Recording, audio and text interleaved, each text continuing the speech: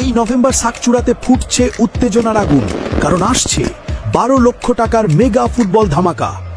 30 November সাকচুড়া football মাঠে অনুষ্ঠিত হতে চলেছে একটি অবিশ্বাস্য 8 দলীয় নকআউট টুর্নামেন্ট।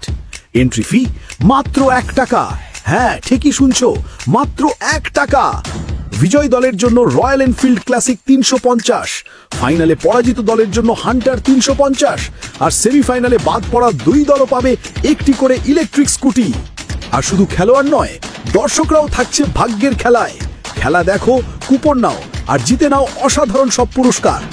সবচেয়ে মজার ব্যাপার, দর্শকদের জন্য সম্পূর্ণ ফ্রি এন্ট্রি।